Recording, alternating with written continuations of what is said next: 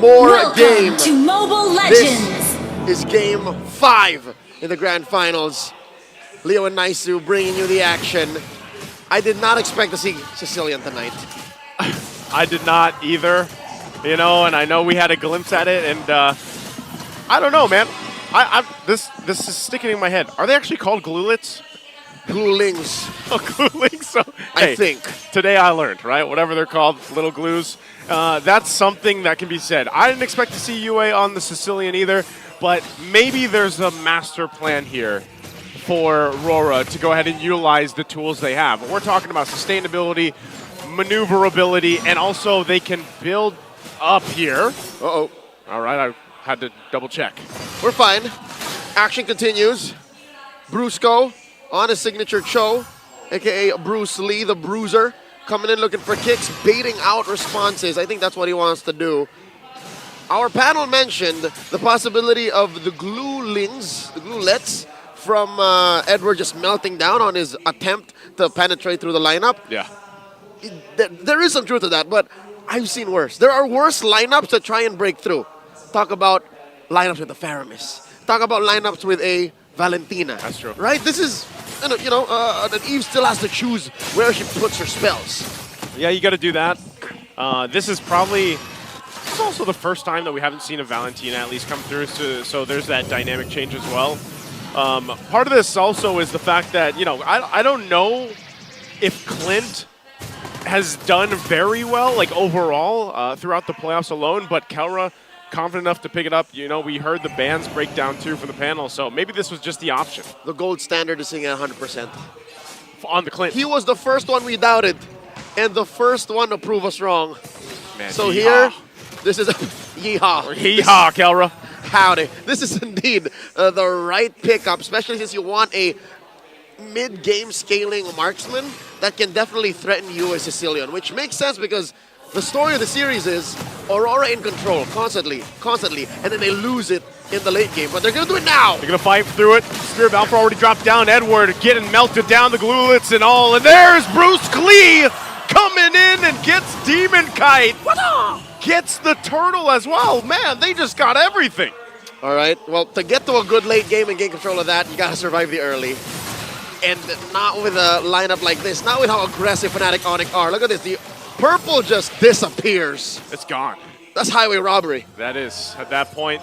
And, it's the pacing that's being set here early on from FNOP. I'm wondering, how long do you need if you have this lineup from RORA to be able to catch up if you fall behind, right? Because we're talking about a lineup that does need time to build up, especially with a Sicilian. You mean right now? In that mid lane. Yeah, like right now. They're trying to catch up. What's the harsh reality right now?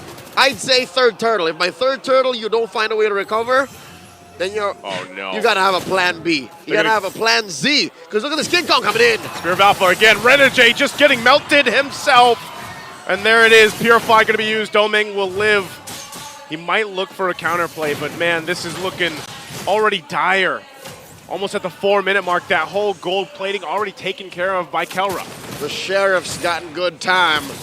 A full minute and 10 seconds before the shield goes away, he demolishes it. And now, demonkite's not in a good way either. You can't, man. No wonder the Alpha is just such a top pick right now. It's so hard to deal with the fact that you can just get thrown in the air, and then obviously the true damage this early on, it hurts. How do you play against it? They're making good time. Kirk just picked up the Thunder Belt about 20 seconds, 15 seconds ago. King Kong got his War Axe, and now he's going to steal away the purple. Oh, the beast is eating good. And suddenly the map has shrunk. I don't think I've seen a map this small in under 5 minutes. Yeah, this is... when we've seen this before, it was when FNOP did get some of the fastest games, or the fastest game in the league so far, right? That was, 9:34, I think it was. They played like this. Now, RORA can slow them down. I'm not saying it's going to be a game that fast again, but with the way things are going and the fact that this lineup needs that time to build up, they're falling so behind so quickly. It's a little concerning here, Leo. It feels like you're fighting gravity. Look at Brusko. Like you're going down 9.8 m per second squared. Squared. That's the actual speed of gravity. And FNATIC ONIC are just pushing them down. Look, we haven't even seen a single real world manipulation. And it feels like these fights are non-starters. Yeah, it kind of is. And it makes you wonder, like, for demonkite in his situation, when you have this Suyo, and we know it's Suyo as a hero, it's picked up all the time. It does so well. But when you fall behind like this against an alpha, that's usually the pickup. You know, you're going to have to rely on your team to help you out to go ahead and get the buffs that you need or even the space to work with. But there's just so much pressure coming out from FNOP with the lineup that they have. I mean, Brusko is literally just standing in front of multiple members from RORA. I've counted 4. The most he's strung up is 4. Like, come on, get me. And there's no real catch to this Cho. I mean, what are you going to do? Try to hit him with a Sanguine Claws? Yep. Try to ride on him with the grab? You're not going to spend your ult as the Rafaela. Renejay can't afford to do that. So, with that said, RORA have to just really sit back, relax, and some way, somehow hope that FNATIC ONIC don't pick up the pace. But that's asking a predator to not eat its prey. Yeah, pretty much. You're asking a lot here at this point. And you're seeing it right here, right now. FNATIC ONIC Philippines, 5,000 gold ahead. Continuing to put pressure here on the mid lane, trying to get that tier 1 down. Look at the amount of damage already coming out from UA. He will survive, though. Still purple up. Trying to secure it in. Turret finally going down. Kirk joining the fight. Flickers in. Going for Edward. And kelra will clean up the kill. Kirk does get traded, though. 1-for-1, but the tier 2 going to be worked on here. And FNOP looking to take a tier 2 turret this early on in the game. As now the 3rd turtle spawns up. Good push from Domeng, though. Oh, wow. Oh, they're going for the Holy Shield as well. They get that. That's a massive resource that you need at what seemingly is 7-8 minutes into game 5. They can't just leave mid lane now. You can't. Not just is that a main artery for the map, it's also a weak spot for Aurora. Big weak spot. And look, they also barely hold on to the tier 2 on the top lane as well. So, talking about the amount of macro value that FNOP has gotten themselves up to this point, it's insane. It's so hard to deal against if you're Aurora here. And I'm guessing that Aurora understand now. They're playing hide and seek. You can't play tag with a lineup like FNATIC ONIC. The best thing you can do is to farm up where they're not there. So they see that, all right, there's a big presence up top. Let's take this turtle. I wonder if they know if King Kong's in this bush. Oh, here he is. They spot him out. Grab. Kong. He might just go for it anyway. Demonkite will get the turtle. Brusko now joining the fight alongside kelra and Super Frince. They set up the death box, and kelra fires on off. King Kong waiting for the rest of the team, and Edward is a sacrifice. RORA will get the turtle, but they lose 2 bodies. Too much to ask. To get away with the turtle, to get away with a couple of kills. And I think Aurora just rolled themselves back. That was less progress than what they could have gotten if they just hunkered down. Oh, wow. Look at Brusko. He's making this Cho look like a Uranus. Yep. It's the new version of it. They try to hold down the mid turret the best they can. Full force still up here. They want to force the fight. Spear of Alpha on the defense. Even the split committed, and that's going to be nearly everything thrown just to defend. Not just. They also committed the flicker. Mr. Consistent came in with the hopes of grabbing someone, anyone, to throw into the base to hopefully get a shutdown kill and maybe get some bounty to help them get to that mid-game power spike. But it's not just happening. Again, Brusko jumping in the base, just trying to base something out. They're still working on this base turret. This point, they still won't get it. RORA will hold on. And so really, it's just FNATIC ONIC looking for, if they can press the limit, the line so far, to get a turret before a Lord. It looks like they could. 10 minutes in, 7,500 gold.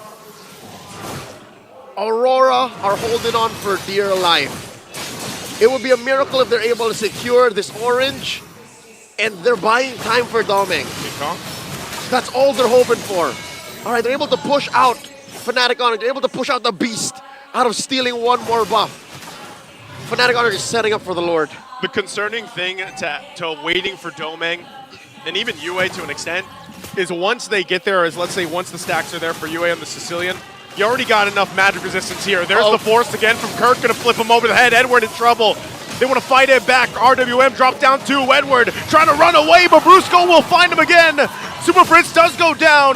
Kirk popping the Primal Wrath. And right now, FNAP gonna be held at bay, but King Kong will get the Lord, securing the objective.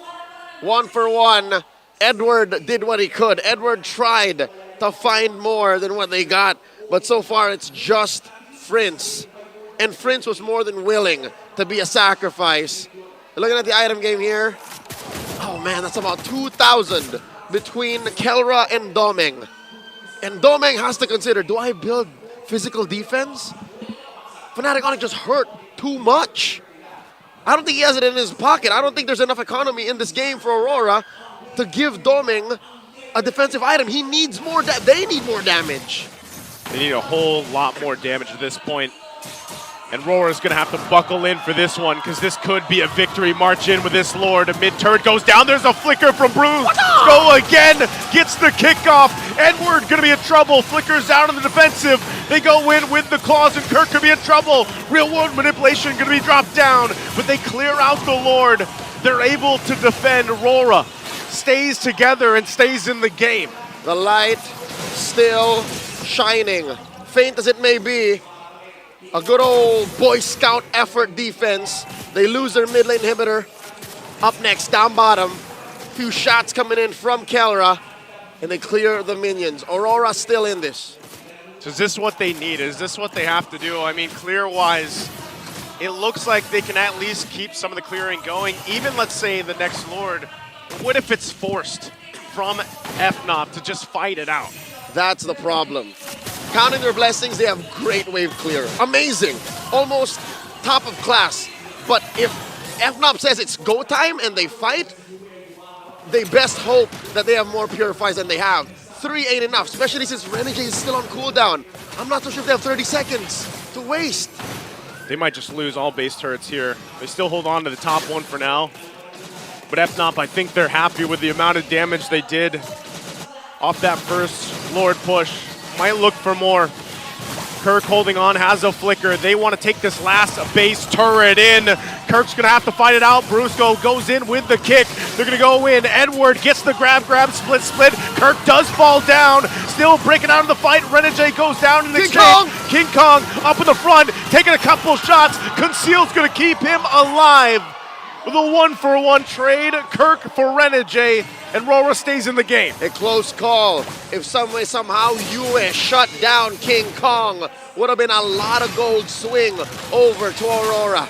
They're able to kick out FNATIC ONIC Philippines, keep this gold lead to a manageable 6,000, 7,000. I'm hoping that it claps back. Only if they got to kill King Kong, but right now it's going to maintain an 8K gold lead, and still that's a massive amount of firepower you're missing out on. It's a miracle that Yue hasn't died. That's a testament to this young man's technical know-how and usage of space. And let's see, they're out of their base. They might want to go ahead and fight this out. I don't know if this is the right thing to do. They're contesting. Yeah, they are contesting right now. Even down 8,000 gold, is this really what RORA wants to do? This is defiance. Can they get an advantage here? They're not taking this lying down. Lord here, approaching half health.